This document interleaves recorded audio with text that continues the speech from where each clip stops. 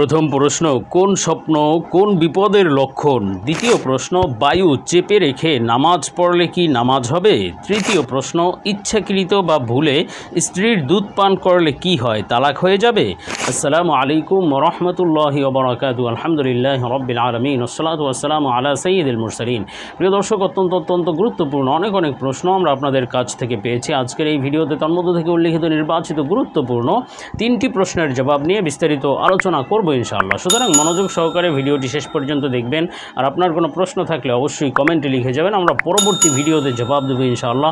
আর আমাদের সাথে সরাসরি যোগাযোগ করতে, প্রশ্ন করতে, আরও অসংখ্য মাসালা মাসাইল জানতে আমাদের ওয়েবসাইট, অন্যান্য চ্যানেলগুলো, ফেসবুক পেজগুলো ভিজিট করতে পারেন, যার লিঙ্ক নিচে ডেসক্রিপশনে দেওয়া আছে। তো প্রিয় দর্শক, কথা না বাড়িয়ে আমরা মূল প্রশ্নের জবাবে চলে যাব। একটি প্রশ্ন ছিল যে কোন স্বপ্ন কোন বিপদের লক্ষণ? দেখুন, আল্লাহ সুবহানাহু ওয়া তাআলা বান্দাকে কখনো কখনো স্বপ্নের মাধ্যমে সুসংবাদ দিয়ে থাকেন, বিভিন্ন শুভ বাণী দিয়ে থাকেন, সৌভাগ্যের বাণী দিয়ে থাকেন। আবার কখনো কখনো স্বপ্নের মাধ্যমে সতর্কবার্তা দিয়ে থাকেন, সতর্কবাণী দিয়ে থাকেন। তো এমন কিছু স্বপ্ন সম্পর্কে আজকে আমরা আলোচনা করব, যেগুলো দেখলে বুঝতে হবে শীঘ্রই কোনো খারাপ কিছু ঘটতে চলেছে, অথবা সতর্কবার্তা দেওয়া হচ্ছে, সাবধান হতে হবে, আল্লাহ তাআলার কাছে দোয়া করতে হবে যেন সেই বিপদ আপদ, দুঃখ কষ্ট, সেই অশুভ বিষয় থেকে আল্লাহ তাআলা হেফাজত করেন। আর এমন কিছু স্বপ্ন সম্পর্কে আলোচনা করব আল্লামা ইমাম মুহাম্মদ ইবনে সিরিন রহমাতুল্লাহ আলাইহির সুবিখ্যাত স্বপ্নের ব্যাখ্যার কিতাব তাবিরুর রুইয়া থেকে। তো মুহাম্মদ ইবনে সিরিন রহমাতুল্লাহ আলাইহি তার কিতাবের মধ্যে বলেছেন যে স্বপ্নে যদি কেউ পিঠে বোঝা বহন করতে দেখে, ভারী বোঝা বহন করতে দেখে, যে সে পিঠে ভারী বোঝা বহন করছে এবং তার পিঠ কুজু হয়ে গিয়েছে অথবা প্রচণ্ড ভারী মনে হচ্ছে, এমন স্বপ্ন দেখলে তাহলে বুঝতে হবে এটি তার জন্য অনেক বড় একটি সতর্কবার্তা, যে সে হয়তো আল্লাহ তাআলার নাফরমানির মধ্যে লিপ্ত হয়ে যেতে পারে, যার কারণে আল্লাহ তাআলা তার উপর নারাজ হয়ে যাবেন। এমন কাজে সে ভবিষ্যতে লিপ্ত হতে পারে। এটি তার জন্য আল্লাহ তাআলার পক্ষ থেকে বড় সতর্কবার্তা। তার সতর্ক হতে হবে এবং আল্লাহ তাআলার কাছে দোয়া করতে হবে যেন সে সকল নাফরমানির কাজ, গুনাহের কাজ থেকে হেফাজত থাকতে পারে। আর স্বপ্নে যদি কোনো ব্যক্তি কূপের পানি দেখে, অথবা ছোট পুকুরের পানি, অথবা কোনো জলাশয়, ছোট জলাশয় দেখলো যার পানি নোংরা ময়লা, এই স্বপ্ন দেখলে, মোট কথা কূপ পুকুর এগুলোর পানি যদি ময়লা পানি দেখে, তাহলে এটি দুঃখ কষ্টের সতর্কবার্তা। বুঝতে হবে শীঘ্রই জীবনে কোনো দুঃখ কষ্ট আসতে চলেছে, আল্লাহ হেফাজত করেন।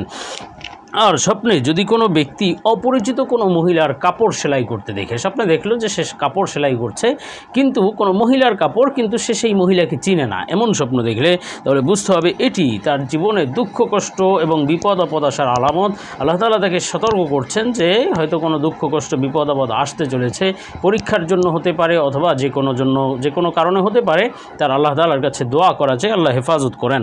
আর স্বপ্নে যদি কোনো ব্যক্তি স্বপ্নে দেখে যে সে হাসছে এবং হাসার পরে আবার কেঁদে দিয়েছে বা কেঁদে ফেলেছে, এমন স্বপ্ন দেখলে এটি তার জন্য মৃত্যু কাছে আসার সতর্কবার্তা। বুঝতে হবে শীঘ্রই মৃত্যু নিকটবর্তী, আল্লাহ তাআলা মৃত্যু কাছে আসার সতর্কবার্তা দিচ্ছেন এই স্বপ্নটির মাধ্যমে।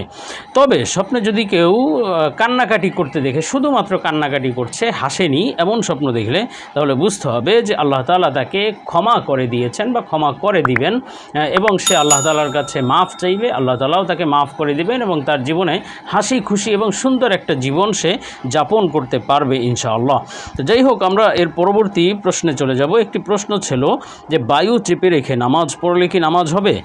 দেখুন, এক্ষেত্রে আপনাকে কয়েকটি বিষয় মাথায় রাখতে হবে। প্রথমত, বায়ুর বেগ নিয়ে নামাজে দাঁড়ানো মাকরুহ। শুধু বায়ুর বেগ না, প্রস্রাব পায়খানার বেগ বা চাপ নিয়ে নামাজে দাঁড়ানো মাকরুহ। তেমনিভাবে পেটে যদি বেশি ক্ষুধা থাকে তাহলেও আপনার নামাজে দাঁড়ানো মাকরুহ হবে।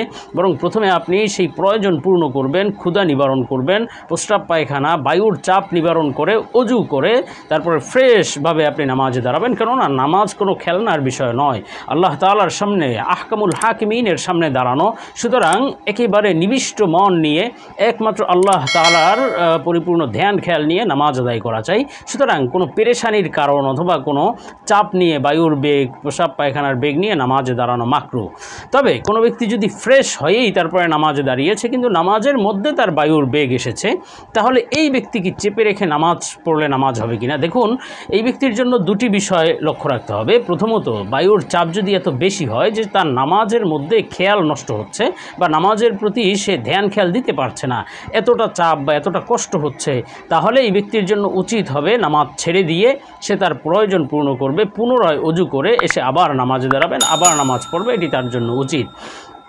আর যদি চাপ এত কম হয়, খুব বেশি না বরং কম চাপ, এবং এটা নিয়ে তার নামাজ পড়তে কষ্ট হচ্ছে না বা তার ধ্যান খেয়ালও নষ্ট হচ্ছে না, তাহলে এই ব্যক্তির জন্য জায়েজ রয়েছে সেই অবস্থায় নামাজ কন্টিনিউ করবে এবং শেষে নামাজের পরে সে তার হাজত পূর্ণ করবে, এটা তার জন্য জায়েজ রয়েছে। তো যাই হোক, আমরা এর পরবর্তী প্রশ্নে চলে যাই। প্রশ্ন ছিল, ইচ্ছাকৃত বা ভুলে স্ত্রীর দুধ পান করলে কি হয়, তালাক হয়ে যাবে? দেখুন, প্রথম কথা হলো, ইচ্ছাকৃত স্ত্রীর দুধ পান করা সম্পূর্ণরূপে হারাম। যে কোনো মানুষের জন্য, যে কোনো মানুষের দুধ 2.5 বছরের পরে, অর্থাৎ 2.5 বছর, সর্বোচ্চ 2.5 বছরের শিশু পান করতে পারে, এরপরে যে কোনো মানুষের জন্য যে কোনো মানুষের দুধ পান করা হারাম। সুতরাং স্বামীর জন্য, স্বামী যদি বড় হয়, যদি ছোট হয় যে সে 2-2.5 বছরের শিশু, তাহলে যদি এমন স্ত্রীর যার যে স্তনে দুধ রয়েছে সেই স্তনের দুধ যদি পান করে, তাহলে পান করা তো জায়েজ হবে, কিন্তু তাদের সম্পর্ক নষ্ট হয়ে যাবে, তাদের একে অপরের উপর হারাম হয়ে যাবে, কেননা তখন দুধমা হয়ে যাবে। সুতরাং স্বামী স্ত্রীর সম্পর্ক আর বহাল থাকবে না।